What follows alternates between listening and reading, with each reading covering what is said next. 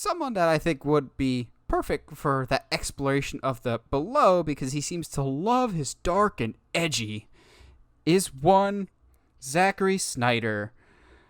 And he's, of course, made some waves recently with his Justice League that'll be coming March 18th.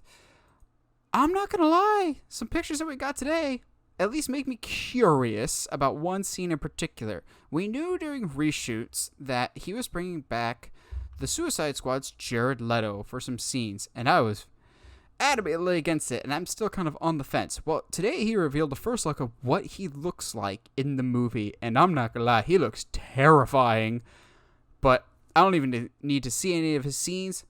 He's just immediately better than what was in Suicide Squad because he doesn't have stupid damage tattooed onto his forehead anymore. That was one of the single stupidest decisions they ever made, was just those tattoos. This looks creepy. He looks like the Crow, but not as cool because the Crow's awesome. Now, Zack Snyder also talked in an interview about what role the Joker has, and I'll kind of delve more into it because, believe it or not, Michael, it's exactly what I asked for when we heard the Joker was coming back, and kind of the logic of the character and the logic of killing Robin, so to speak. But before I go on, because I've got a longish rant on that. Before we get into that, you see these very creepy images of the Joker. What do you think? Gosh dang it, I might have to get HBO Max. That's what I... Are you serious? Yeah, it's immediately what I thought. It's immediately... Holy crap! Went through my head. Like I went almost 180 degrees on this just because I'm like, you had to explain it to me today because I was so confused because you it's said so it to me. different.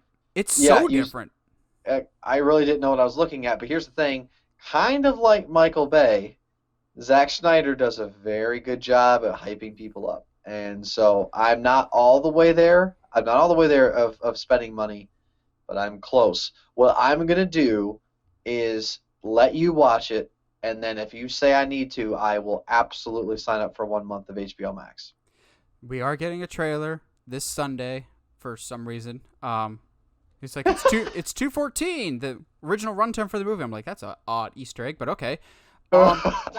So I have screamed to high heaven ever since it was officially confirmed by both David Ayer and Zack Snyder that I hate the decision that they made with the Robin character in Batman vs. Superman. So we see the dead Robin outfit, and all us comic book fans are going, oh, awesome, they've got Jason Todd, the dead Robin that comes back as Red Robin. Nope, that's the first Robin, Dick Grayson. My favorite comic book character of all time has been brutally massacred, and he's dead to this universe. Thanks, Zach! By the way, Nightwing video coming in a few weeks, hopefully by the end of this week. I might actually post a full scene on the Facebook page. I have a completed scene that's just gonna bait you just enough. It's just sucker you in. But yeah, I've been pissed for a while about the fact that you have a character in the comics that was in fact killed by the Joker, just served on a platter right in front of you, but yet you chose to kill a fan favorite character in Dick Grayson.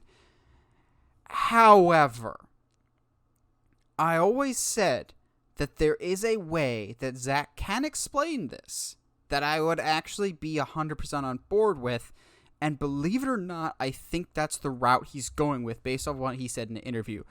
I said when they announced that it was Dick Grayson that was dead, this sucks because it means Nightwing, there's no chance in hell of Nightwing ever showing up in the DCEU at all. He can't show up. It's not possible because he's dead. But if his death means something greater, then maybe. Because I made this argument to Josh. No Robin, except for maybe Damian, who is his own flesh and blood. There is no Robin that had more an emotional connection and meant more to Batman than the first with Dick Grayson. Dick Grayson was literally the heart and the optimism for Batman for a lot of years, and when he left to be Nightwing, that caused a major rift, and the character kind of retreated back to his dark and gloomy for a while until Tim Drake came along and kind of made him less of a jerk.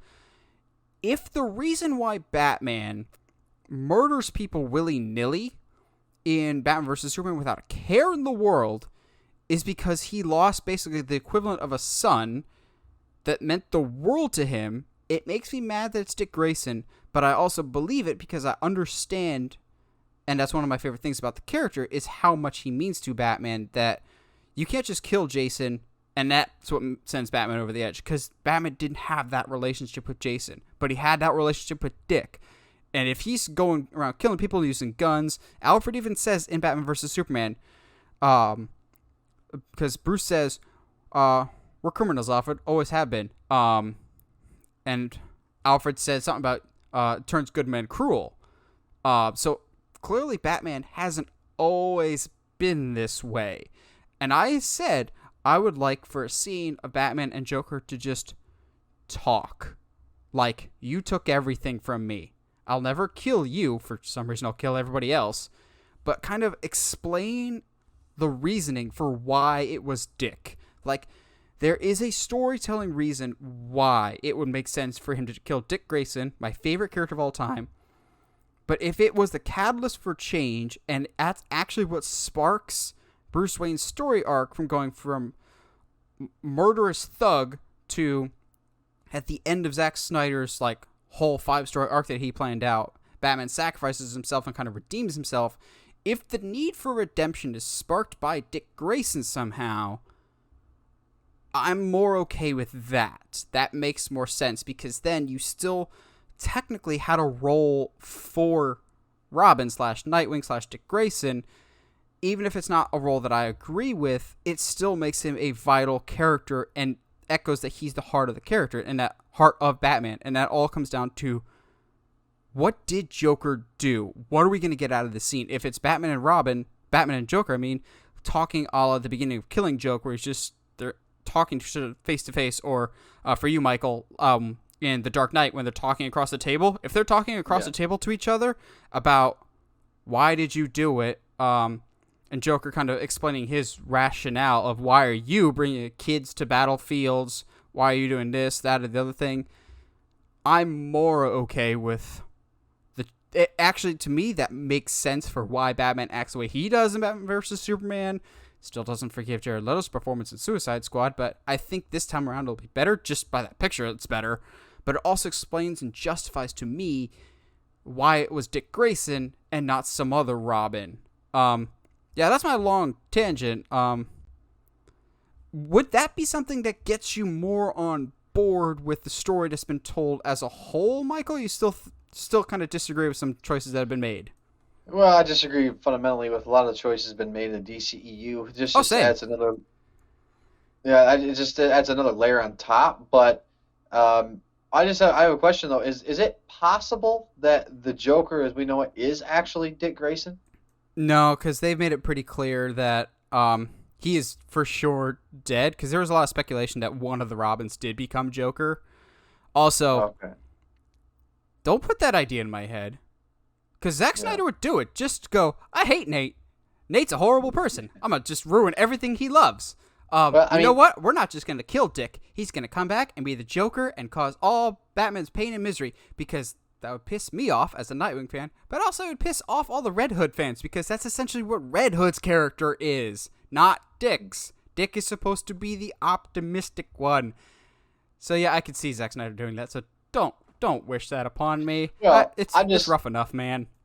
I'm just wondering, and not just somebody being killed would push him over the edge, but what about just the idea of betrayal, and it's a living betrayal of it, and as a reminder, I don't know how they would explain it. I just don't. Is this because remember, the timeline here? It's going to be interesting to see how he directs him, but I'm sold just the fact that Joker's going to be in this movie. Now, how long is the runtime again for this? 4 hours. Oh my gosh, yeah. So is this whole thing are these films like the theatrical cut and whatever this is? They're not gonna be close. They're gonna be basically two completely different movies, right? Well, this is double the runtime of the original. The original, they forced it to be under 2 hours for some reason. I still think that's stupid. But also, this Joker scene we know is from the Nightmare Future scene the nightmare future from Batman versus Superman. Zack has said that, and I'm just going, do we have to revisit that? Because, well, he also said in this interview he wanted to have a scene with Batman and Joker because he thinks it would have been crazy to have a Batman with Ben Affleck with a Joker and never have them meet. I'm going, they technically did in Suicide Squad, but it's actually a decision that I kind of agree with him of the fans would have wanted at least some point for Batman and Joker to meet. And if we're not getting any more Ben Affleck Batman movies, which I still firmly believe we're not, I think he's done after The Flash, then I get Zack Snyder wanting to do this fan service. And I think that's kind of cool that he wants to do this. He said that this was not originally in his story of what he filmed, and this was one of the reshoots that they did to add to the movie. I don't think it'll be anything big. It'll just be a scene. I just think it's odd that it has to be from the nightmare future and not a flashback. He said we'll also get an answer as to why the Joker card is in Batman's gun in the nightmare scene in the future. I'm just going, again, why? Why does he have to have a gun in the first place? But Snyder, I will let you tell your story. I can't properly judge your story until it's completely told. And so far, we haven't seen it completed. Just because I don't like the middle of a trilogy doesn't mean the entire trilogy is going to be crap. So as much as I bagged on the Snyder Cut, I'm still going to have as much of an open mind as I possibly can with this Justice League. I don't know. He did also share a teaser of Victor Stone, a.k.a. Cyborg, leaping into the end zone when he still played football with some outstanding music, which got me thinking, if nothing else, this movie could be a dumpster fire. And I don't think it will be. If nothing else, we are destined to have some outstanding music. Because say what you want about Zack Snyder movies, but they're always scored beautifully. Like, I don't like Batman vs. Superman, but that's got some bangers for a soundtrack.